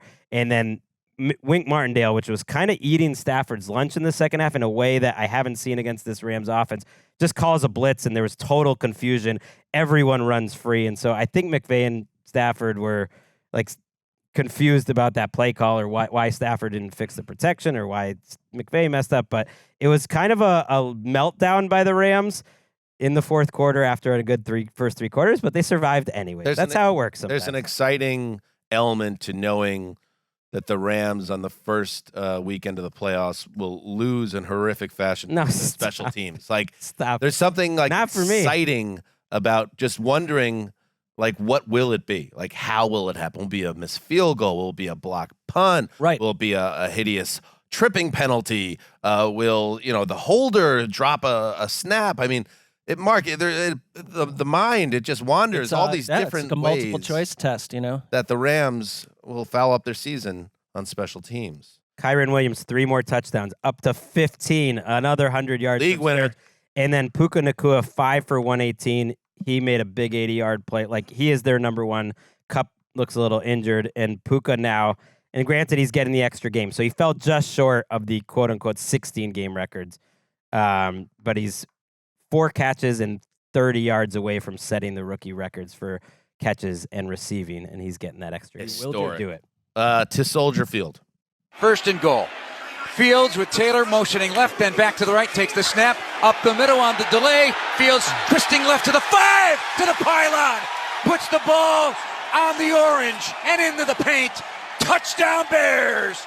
Justin Fields, 4th of the year, a 9-yard touchdown, caps off the drive at a 13-0 Bears lead. I wanted to say something, but now you made me self-conscious. I just zipped it up. I didn't say I didn't like it. I just thought it seemed to be a craving of yours. Zip. Lock. Throw away the key. I feel like not liking it is just a little implied in pointing it out. I mean, just a little needle. By me. A little needle. Jeff Joniak with the call. A little. Justin Fields throws for 268 yards and a touchdown pass. He rushes for that score, too. And who knows? That could be it for him in Chicago as a home player. The Bears stick it to the Falcons, who stink. 37-17 in a game that started with the snow coming down at Soldier Field. I love it. And I tweeted this, and I think I'm not in the majority here, but I'm watching Fields, and I'm watching the connection he has with DJ Moore, 9 for 159 and a touch. And that scramble for the touchdown, and there was Bears fans know exactly what I'm talking about. Another play where Fields gets out of a certain sack, then pirouettes away, and most quarterbacks would be happy to get back to the line of scrimmage, but no, he ends up running for 15 yards and a first. And I'm thinking all this stuff, and I'm like, do you really want to just trade that guy for a lotto ticket? That's what I'm thinking as I'm watching this game. And I know that you can make the case for it, and we will talk about it. There's going to be plenty of time to talk about that. Yes. But this is a game where you see the type of play from Fields that, are they building something here? And if they are, and I feel like they are, that there's been incremental progress here as the season's gone along, and the team's getting better, and they're going to have the ability to spend money and bring in better players, do you really want to blow it up for a lotto ticket? That was my takeaway from this game. I mean, you've got the stadium chanting his name. Yeah. Saying and that matters. It does. The public opinion on the quarterback, I think I'm not saying that front offices should use that as the reason, but I think there is an energy around the team with Fields there. And God, just throwing it the other way, if they traded him to the Giants this offseason and he becomes a superstar for the New York team in the NFC, that would be an all-time, shot to the lower section of the fan base, unless they, draft a Hall of Famer or something. But still, they've won 4 out of 5. I think they're better than right now some teams that are going to make the playoffs. The lower section, like the AFC, put them against the NFC South winner. I'm taking the Bears. The only time the Bears have lost in the last 5 games was that heartbreaker versus the Browns, or else they could very well be. How about any in of this the 8 playoff teams mix. in the South, the AFC or NFC? Right, Well, exactly. Give me the Bears. Maybe not Texans, but But they would be right there because they have put together something. It's a really good defense and enough playmaking on offense. And our guy Ian Rapport said Eberflus, he put some caveats in it that needs to finish well, but this result obviously is a great start to that he's going to end up keeping that Bears job. Eberflus had no public identity to the vast majority of football watchers, and I think that's changed now. His defense has been among the best. It's been really good, and they were eliminated on Sunday despite the win. But I think they're threading the needle. They got the number 1 pick from the Panthers. They've looked good. Fields is helping his trade value if they do want to trade him. It's actually a pretty good time to be a Bears fan. Unlike the Falcons, who don't have a quarterback, who aren't probably going to make the playoffs in this terrible division, and who knows what they're going to do in terms of their head coach. I mean, there is some reporting that he's going to stick around Arthur Smith, but I can't think of a team that I felt more differently about back in August. But that I hear you, but that reporting was also before they lost by 20 to the Bears, and then they play the Saints next week. If you lose by 20 to the Saints and you're 7-10 and third place, we'll see. They are still alive though for the division. The ESPN incorrectly sent a tweet out that said they were eliminated and left it up for 30 minutes. But no, they actually can win the division if the Bucs lose next week and they beat the Saints. Yeah, the play calling from Smith was bad in this game, and somehow they're still alive because of what happened in the last game we're going to talk about before Sunday Night Football. Tampa Bay had a chance to punch their ticket, and they failed. There's the snap. Here comes pressure. Carr throws it towards the end zone looking for Taysom Hill. Taysom Hill makes the catch on the near side, and that is a touchdown for Taysom Hill. His second reception of the day. He's thrown a pass, caught a pass. Thrown a pass, caught a pass. Mike Haas with the call. WWL. The NFC South is freaking hilarious. Derek Carr threw 2 touchdown passes. The Saints beat the Bucs 23-13. They climb back into a tie with Tampa Bay for first place in the NFL's only division without a winning record. Mark, why? What a disappointing performance, considering what the Bucs have been for the past month. What Baker Mayfield's been, he had about 40 yards in the first half. On Tampa's first 8 drives, you had 4 3-and-outs, 2 interceptions, and a fumble. They melted. They showed up also looking incredibly flat, where the Saints, who have been a chaotic mess in certain ways and driving their fans crazy, and I started to see Saints fans saying, wait a minute, this is the version of Derek Carr that we've waited for. He was 10 for 13 on third downs. They were a little banged up, and he made great use of Juwan Johnson and his tight ends. 133 of his yards and both touchdowns went to tight ends, and they looked really functional. They lost Alvin Kamara in the middle of this game, but they were the team that came out and stomped Tampa Bay from wire to wire. The score is not indicative of what this game looked like for 3+ quarters. I mean, Baker and the Bucs did the thing where they kind of climbed back into it, but this was not the Bucs team that I expected to see, and this was not the Baker Mayfield I expected to see. And the Saints, who maybe have a new coach a couple weeks from now, played very hard for Dennis Allen today. I mean, we keep saying that, and we the belly aching around the Saints this year, and they could watch them hosting a playoff game in 2 weeks. I mean, that it's certainly there's a chance of it now, and that's crazy. But I think maybe the lesson here for all of us, and Mark, I know you got behind the Buccaneers on a locular level.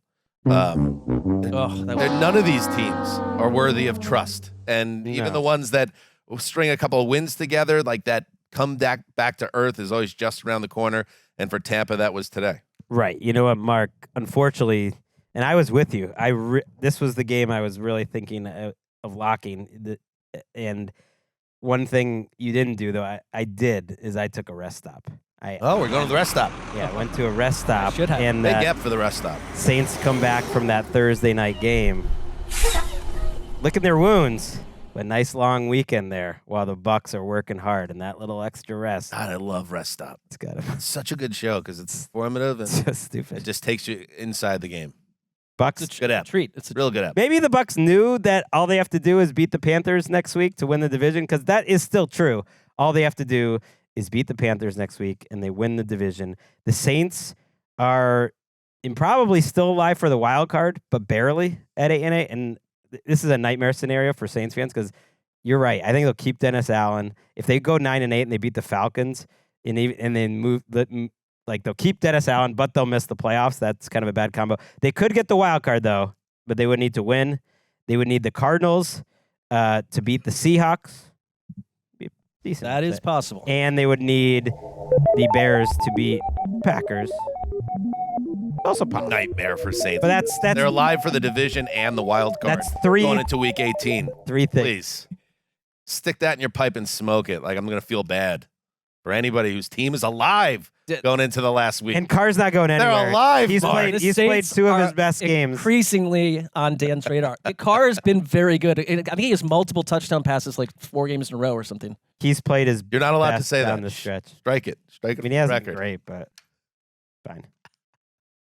I'm just saying they could be the division champ. It's funny. All right, let's head to Sunday Night Football. 2 receivers stack on the left off that stack. Reed in motion to the right. It is 2nd down and 10 for the Green Bay Packers at the 25 of Minnesota. Snap to Love. He looks. He throws the middle. He's got Reed cutting left. Slips to defender 20. Turns the corner 15, 10, 5. Hands up. Touchdown. Yes. Touchdown, Jaden Reed. He is dominant here tonight. 25-yard touchdown pass. It's 23-3. Jaden Reed dominant. How about that? We're back at our home studios now to close things out. And it was Jaden Reed going for 2 scores, including that game icer, really, in the final seconds of the first half. And the Packers cruise from there 33-10 over the woebegone team of around the NFL, Minnesota Vikings. The Vikings 7-9 and pretty much out of it now, but mathematically still alive. The Packers 8-8, and they have a lot on the line heading into week 18. This game, Greg, was not competitive. This is 2 teams in very different places.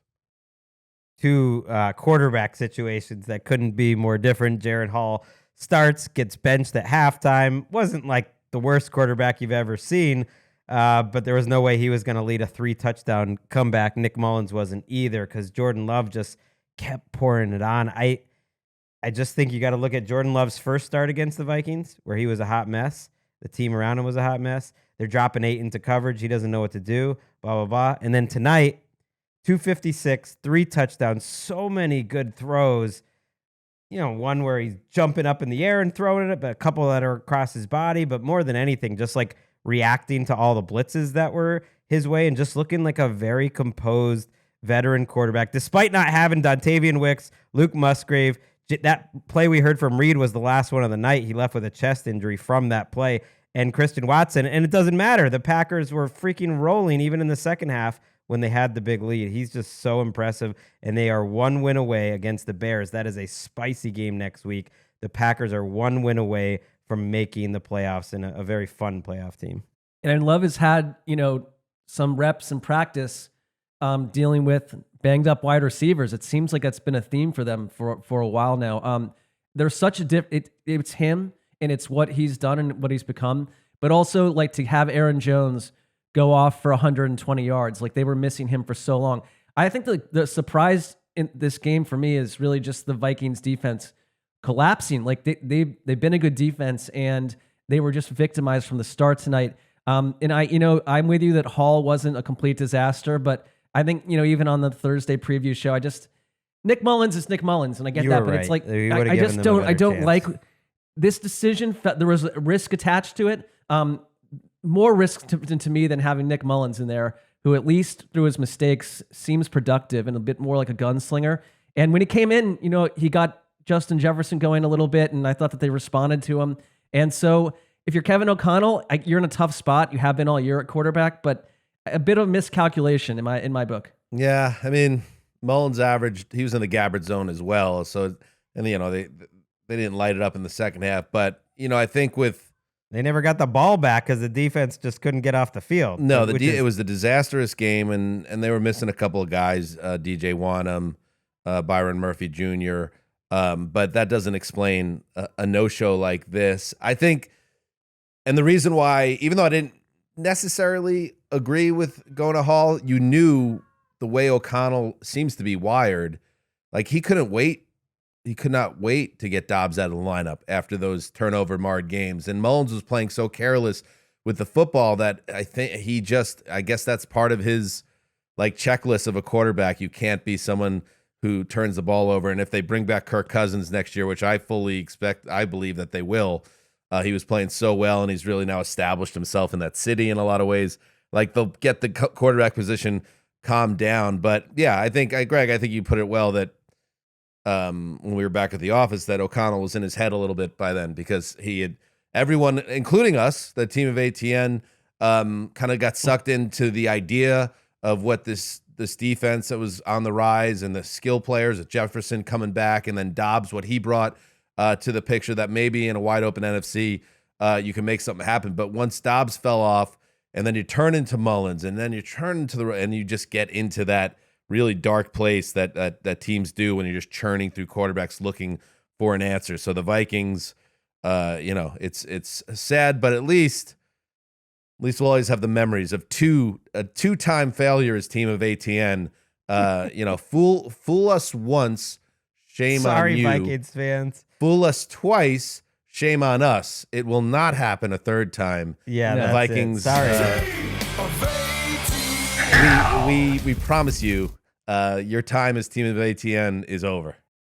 They're 1-5 in their last 6. I think they're 2-5 since we chose them. I could be wrong on the date, but I'm pretty sure. I think you're right. 2-5. They won the first game, and then things started getting weird. And Mark, I know it's a tough blow for you, especially, but look, it's not. I know it's not.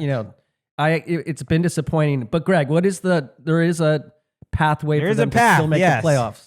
They will not make the playoffs. I'm just going to say right here, because I think there's many reasons why. But they need to beat the Lions. Lions could be resting players. They need the Bears to beat the Packers, because the Packers are now winning in. Are we really doing this? Yeah, love it. And they need the Cardinals to beat the Seahawks. That's going to be tough. And then they need either the Panthers to beat the Bucs or the Falcons to beat the Saints. So Tarico was trying to talk it up as hey, you've seen crazy. This actually isn't that difficult to path. I'm like, what? I don't expect any of these things to happen. Stop it. How about Tarico and Collinsworth in the tuxes tonight? I liked it. Looking Sessler classy. didn't like it. I thought it was a nice little touch. I don't know why you tagged me as anti-tux. I thought they looked, it was memorable. Nice as Keith Hanzus would say, oh yeah, they were looking sharp. By the way, the Vikings defense started collapsing 2 weeks ago. This is their third straight pretty bad game. They've had injuries and stuff, but they've also been a little bit of a gimmicky defense in terms of just always setting pressure in the zone behind them. Maybe defense. Good quarterbacks have maybe kind of figured it out. It just feels like everything, just ended at the same time. Jake Browning kind of ended their season. I really feel that game was the turning point for them. Jake Browning. Well, yeah, they're up 17-3 in the fourth quarter, I think. But I think we should give a little credit if we're going to be killing Joe Barry most weeks, and it's deserved. The Packers defense has been Swiss cheese. You give him a little credit today. He shook up the rookie, and so they. The Packers, here's the thing. Without a couple of cornerbacks, too. Without Alexander and without another one of their starters. Right. So I think I put the Packers, the standard is higher because it's Green Bay, but I put the Packers in a similar bucket to Houston, where you got your quarterback. Like, Love has established himself this year as certainly a guy who they bet on and they stuck with, and he is now their established starter, and he could be a star in the league. So he's playing like a star. That's what I mean. Like, he could be all right. He could be a superstar. I mean, he's put enough on tape where you could see a ceiling for him that is Pro Bowl level, or perhaps even All Pro if something really clicks in. And so regardless of how this season ends, I would say this first post Aaron Rodgers season is successful for that reason alone. Yeah, and like I think we learned a lot about Matt LaFleur because it was easy just to tag his success or attach his success to Aaron Rodgers, and you had to. It was your job, and it's essentially like the reason he was hired was to develop a young quarterback like this. And you're also saddled with Joe Barry's defense, and he's coached some really great games amid all that. And like I don't guys know, are I think open tonight. Yeah, like they've done a great job. He has more yards and touchdowns that this season Love does than any Bears quarterback has ever had in a season, which is just a little stick. But now he has to play the Bears defense. It's a kind of a perfect Week 18 game. It reminds me exactly of Lions Packers a year ago, with the Lions having the chance to knock out the Packers. Now it's the rising Bears with the chance to knock out the Packers, and that is what that's an early. Is that an early game next week? No, that's a 4:25 game. That's going to be the game people watch the most. Anything else, boys? It's New Year's Eve. It's a quarter to midnight on the East Coast, almost 9 o'clock here. We don't need to continue to talk into microphones. Anything to put a bow on things tabulations-wise, Greg or Mark? No, but we got to talk the Sunday night announcement. It is Bills Dolphins. We're wrapping up Week 18. Very nice. It always made sense. Bills Dolphins on Sunday night, and then I think what was probably the number 2 choice for this game is going to be Saturday night. An early playoff game, Texans, Colts. Loser goes home. Winner makes the playoffs. So that's a spicy little Saturday night game, too. Yeah, we'll take it. We'll take it. Very good. DJ Stroud, go make a playoff. Rookie season, get in primetime for the first time and go win a playoff game in that game. That's a nice little spot. got Steelers-Ravens on Saturday, too. That's right. Less exciting. And to our listeners, it is the end of another year of Around the NFL. And we thank you for hanging around. You've given us a great life. And we appreciate, you know what? We got it. We had Hip Hop Santa. Eric, we got something else with a little more pizzazz, a little more heat, a little more contemporary. We have the rights to that song? I think it's like 700 years old. Okay. Ooh. I thought you were going to play Flowers by Miley Cyrus. Now that we do not have the rights. But I'll be having a nice night with Miley Cyrus and friends and family, and I hope everyone else has a great night and a great tomorrow in 2024. It's going to be a good one. Maybe this year will be better than the last. Another Durance. I like that. Guys, we love our listeners. All right. I guess I said it all. They don't say it all for me. I love you. I love you the most. Very weird. That's basically what my 2 young sons do to each other, But I do it the most. Like, all right, guys. All right. Thank you to everybody again, and have a great beginning of 2024. And we'll be back on Tuesday, another funky week because of the holidays, but the playoffs and Week 18 right around the corner, and we'll be there. Until then, heed the call. Happy New Year.